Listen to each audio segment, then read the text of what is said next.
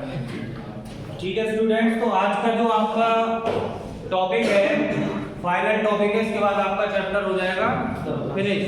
ठीक है, पहला टॉपिक जो है आपका ब्लड ग्रुप क्या होता है, एबीओ ब्लड ग्रुप सिस्टम क्या है और आरएच ब्लड ग्रुप, ये तीनों पॉइंट हम कवर करेंगे आज के लेक्चर में। ठीक है, तो ब्लड ग्रुप क्या होता है, ब्लड ग्रुप क्या होता है आपका प्रेजेंस और एब्सेंस किस चीज की, एंटीजन की। एंटीजन किस चीज के हो सकते हैं आपके, प्रोटीन, कार्बोहाइड्रेट, ग्लाइकोप्रोटीन और ग्लाइकोलिपिड। ठीक है, on the surface of RBC, यानी कि अगर ये आरबीसी है, ठीक है, क्या ये आरबीसी। ब्लड ग्रुप आप कैसे डिटेक्ट करते हैं, आरबीसी से ही करते हैं। ठीक है, जो आपकी आरबीसी हमने पढ़ी थी वो, ठीक है, उसी के सरफेस पे क्या होती है आपकी, या तो प्रोटीन के रूप में या कार्बोहाइड्रेट या ग्लाइकोप्रोटीन या ग्लाइकोलिपिड, इनमें से कुछ भी हो सकता है।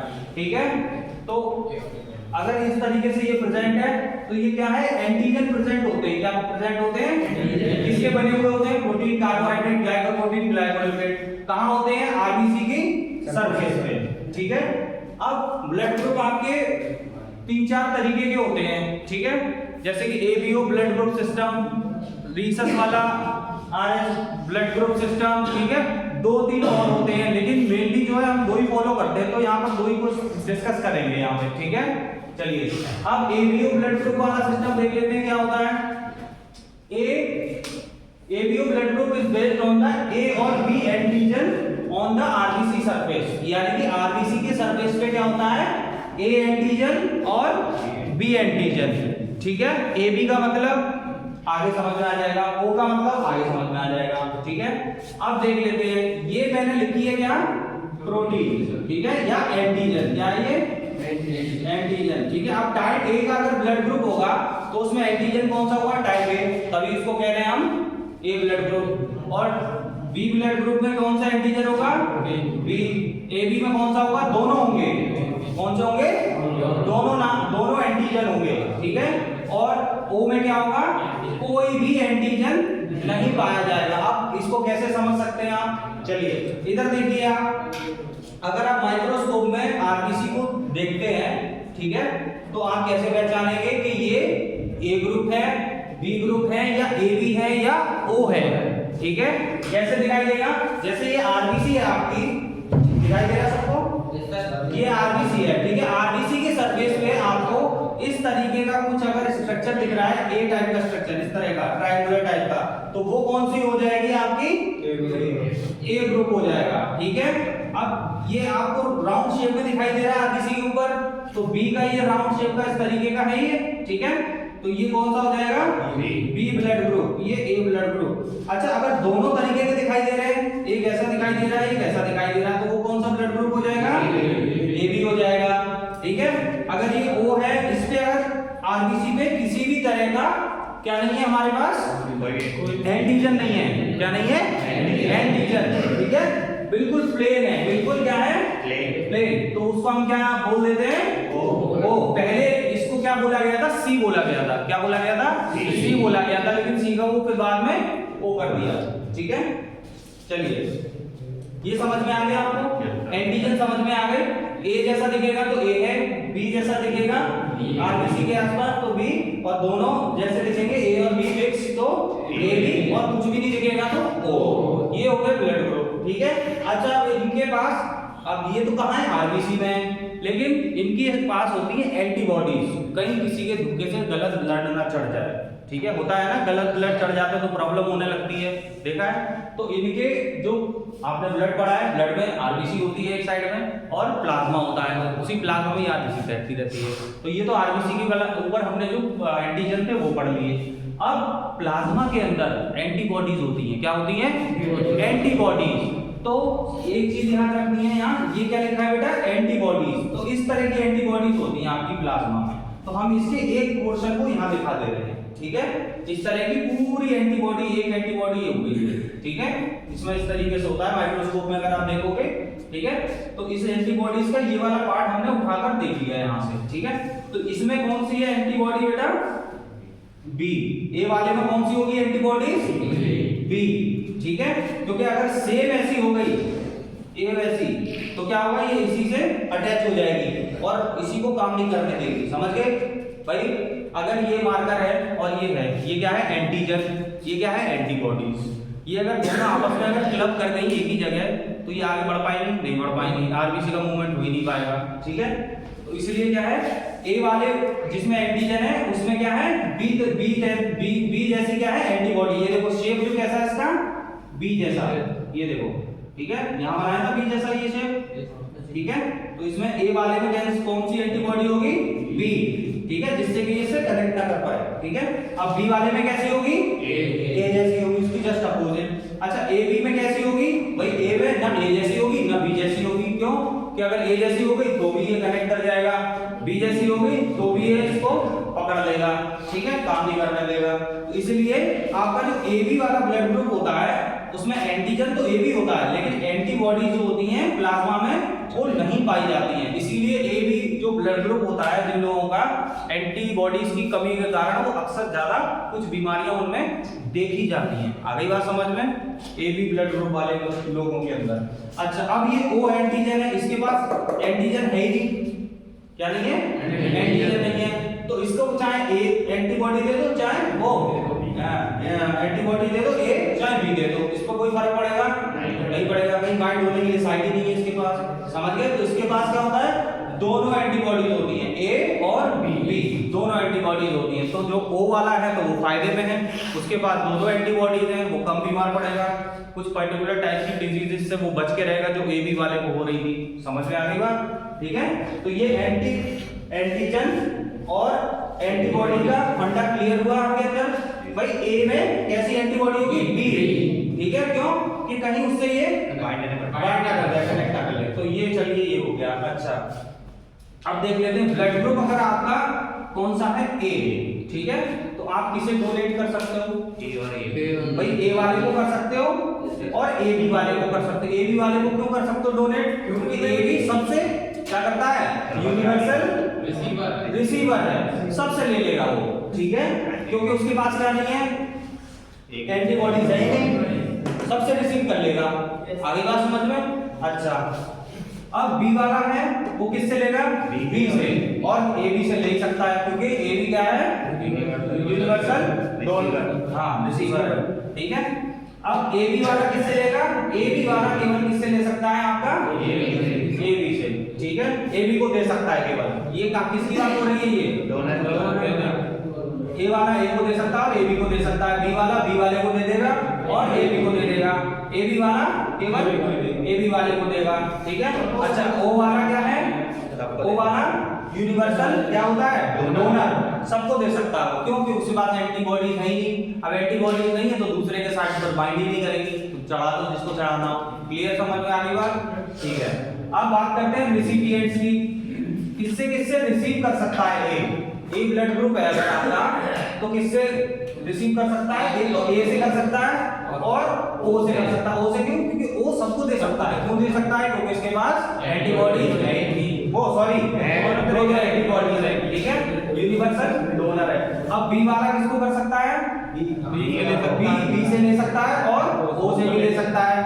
अब ए बी वाला जो किससे ले सकता है, सभी ब्लड ग्रुप से ले सकता है क्योंकि ये कौन है, यूनिवर्सल रिसीवर। ठीक है, ओ वाला किससे ले सकता है, केवल ओ से ले सकता है। तो ये था कि कौन किससे ले सकता है, किसको दे सकता है। चलिए अब बात करते हैं कि मदर और फादर का अगर ब्लड ग्रुप है तो बच्चे का प्रोबेबिलिटी क्या आ जाती है। ठीक है, तो यहाँ पे 5 रूल लिखे हैं आपके, ये ए और बी। ठीक है, जैसे आप 4 है ये आपके 1 2 3 4। ठीक है, तो ए और बी होगा तो क्या होगा, ए बी और दूसरा कुछ होगा तो क्या होगा, ओ और अदर होगा, ओ और दूसरा होगा तो क्या होगा, ओ के साथ ए बी होगा तो क्या होगा, अगर दोनों सेम हो गए तो क्या होगा। ये कंडीशंस लिखी हैं आपकी। ठीक है, तो देख लेते हैं क्या, ए और बी होने पर क्या होगा, ऑल ग्रुप, सारे ग्रुप हो सकते हैं। ठीक है, और ए बी के साथ कोई अदर आता है ओ को छोड़कर सारे ग्रुप हो सकते हैं। सारे कौन से, कोई ए बचा, बी बचा और ए बी बचा। ठीक, अब ओ और कोई अदर मिल गया तो क्या होगा, एक तो ओ आना ही आना है और अदर जो भी हो, चाहे ए लगाओ उसके साथ तो ए आ जाएगा, बी लगाओ तो बी आ जाएगा। ठीक है, अब ओ के साथ ए बी आ गया तो ये ओ और ए बी कभी साथ में नहीं रहेगा, ठीक है। सेम आ जाते हैं तो O की प्रोबेबिलिटी बढ़ जाती है। चलिए इधर देख लेते हैं क्या होता है। O पहले हम क्या करते हैं, O के साथ लेके देखते हैं सब। O को हमने लिया A के साथ, तो क्या बनेगा, O बनेगा A बनेगा, ठीक है। O को लिया B के साथ, तो O तो बनना ही बनना है और B बन जाएगा, क्योंकि यहाँ देखो O एंड अदर, ठीक है। अभी फिर से समझा दूंगा। O के साथ A भी आएगा तो A बनेगा और B, इधर O नहीं बनेगा, ठीक है। O के साथ O आ गया तो प्रोबेबिलिटी क्या है, O ही आनी है, ठीक है। ये मदर और फादर का है, इधर किसका है, जो बच्चा हो रहा है, ठीक है, या बेबी है। अच्छा अब देखते हैं A का, A के साथ आता है तो सेम है, तो कैसा बन सकता है, O बन सकता है, ठीक है, और A बनेगा ही बनेगा। A और B के साथ क्या प्रोबेबिलिटी है, इसमें सारे बन जाते हैं, A भी बन गया, B भी बन गया, AB भी बन गया और O भी बन गया, ठीक है। और A और B, AB के साथ क्या बनेगा, A B और AB, ठीक है। इसमें O नहीं आएगा, क्योंकि जहां पे AB होगा वहां क्या नहीं होगा, जहां पे A B होगा वहां पे O नहीं होगा, ठीक है। अब B के साथ मिलके O और B, क्योंकि सेम है तो क्या बनेगा, सेम है तो क्या बनेगा O, और साथ में जो भी है वो बन गया। B और AB में जहां AB आ गया वहां O नहीं आएगा, A बन गया, B बन गया, AB बन गया, ठीक है। अब AB है तो यहाँ अब ये वाला फॉर्मूला नहीं लगेगा, क्यों कि जहां AB होगा वहां क्या नहीं होगा, O नहीं होगा, तो AB में A बन गया, B बन गया और AB बन गया। क्लियर, एक बार और देख लेंगे तो और अच्छे से समझ में आ जाएगा। चलिए अब बात करते हैं हम RH फैक्टर की। आपने देखा होगा कि O positive, O negative, A positive, A negative, ये क्या है, ठीक है। तो वो देख लेते हैं कहां से आता है। वो जो नेगेटिव और पॉजिटिव आता है, ठीक है, वो आता है आपका RH ब्लड ग्रुप या RH फैक्टर भी बोल देते हैं इसको हम कई बार, ठीक है। तो इसमें क्या होता है कि जो पहली बार देखा गया था, जब इसकी रिसर्च चल रही थी ब्लड ग्रुप की, तो साइंटिस्ट थे, उन्होंने क्या देखा कि ये वाली एंटीजन तो मिल ही रहे हैं, A वाला मिल गया, ये B वाला भी मिल गया, या AB वाला भी मिल गया, लेकिन एक जो रीसस मंकी था, कौन था बेटा, रीसस मंकी, ठीक है।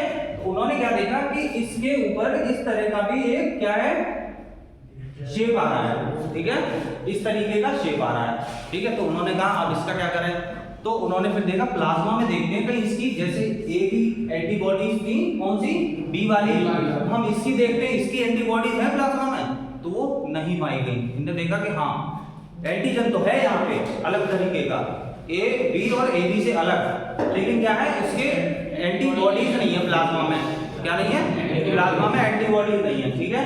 तो एंटीबॉडीज नहीं फाउंड हुई इसके लिए, ठीक है। अच्छा फिर क्या हुआ, अब देखते हैं जैसे RH अगर कोई पॉजिटिव है, RH अगर कोई पॉजिटिव, ठीक है, RH नेगेटिव है, ठीक है, मान लो मैं हूं RH नेगेटिव हूं, यानी मेरे अंदर ये चीज नहीं है। RH नेगेटिव का क्या मतलब हुआ कि ये वाला जो फैक्टर है ये नहीं है, और पॉजिटिव का मतलब क्या हुआ कि ये वाला जो इस तरह से दिखेगा माइक्रोस्कोप में वो पाया जाएगा, ठीक। दो चीज होगी, पॉजिटिव नेगेटिव तो जानते हो ना भाई, अगर आपको डेंगू है तो रिपोर्ट कैसी आएगी, ठीक है। तो सेम इसी तरीके से अगर आपके अंदर ये वाला एंटीजन है तो आप RH पॉजिटिव हो गए, ठीक है, चाहे कोई सा भी ब्लड ग्रुप हो, ठीक है। अब मान लो मैंने ये कर दिया इस तरीके से, तो ये कौन सा ब्लड ग्रुप हो गया, A पॉजिटिव। अब कौन सा हो गया, AB पॉजिटिव। अच्छा अब कौन सा हो गया, AB। ये तो ये सब O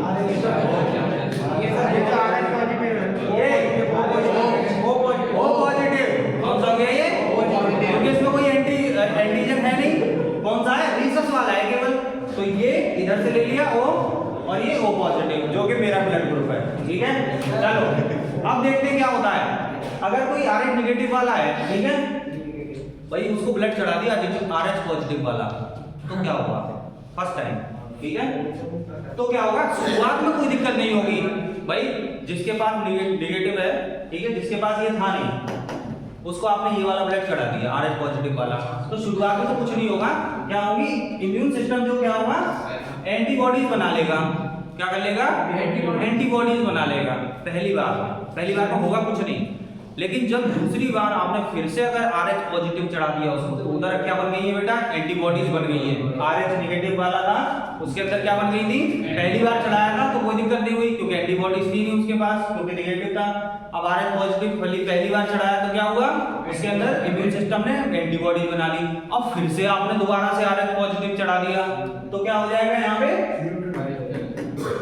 इसे कहते हैं एग्लूटिनेशन। क्या कहते हैं, सीवियर रिएक्शन आ जाएगी, ब्लड आपका टूटने लग जाएगा, हीमोलाइसिस होने लग जाएगा। ये देखो लिखा है हीमोलाइसिस, ठीक है, सीवियर रिएक्शन। देखा है ना, ब्लड चढ़ते चढ़ते रिएक्शन आने लगती है, ठीक है। क्यों आने लगी, क्योंकि आपके इम्यून सिस्टम ने क्या बनाया, यहाँ पे एंटीबॉडीज बना ली थी। इसलिए जैसे ही आप दोबारा से RH वाला दोगे तो उसकी एंटीबॉडीज किससे क्लब कर जाएंगी, समझ गए।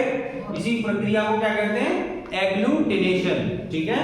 चलिए अब बात करते हैं किसकी, कि अगर देखो पहले जो शादियां होती थी आपकी कुंडली मिला के होती थी, ठीक है, लेकिन आजकल जो शादियां हो रही हैं वो RH फैक्टर मिला के हो रही हैं आपके, ठीक है।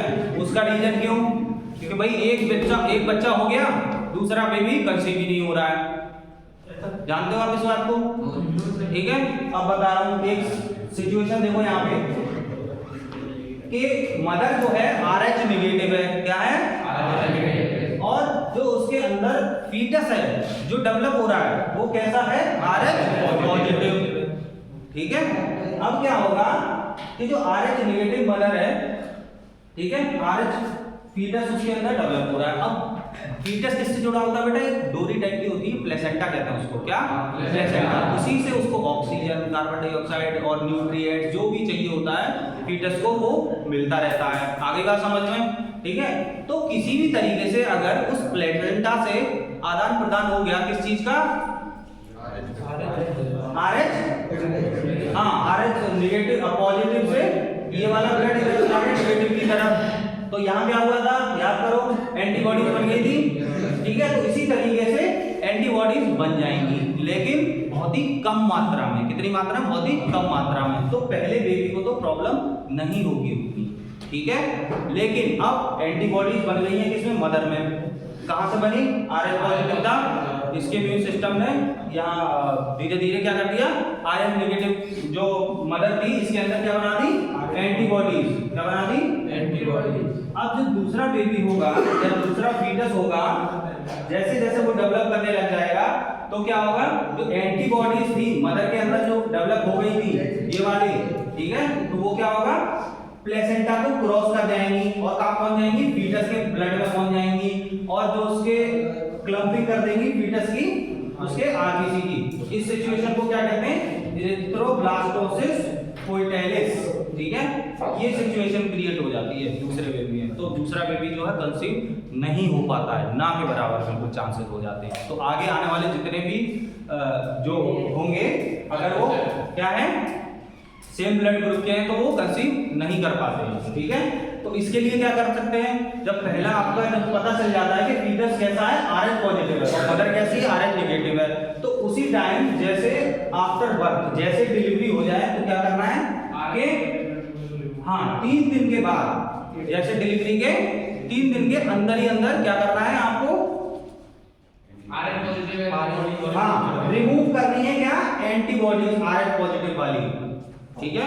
जैसे ही डिलीवरी हो जाती है विद इन 3 डेज जो एंटीबॉडीज मदर में बनी थी, जो कि बहुत कम मात्रा में थी, ठीक है, उसको क्या कर देंगे हम, रिमूव कर लेंगे, ठीक है।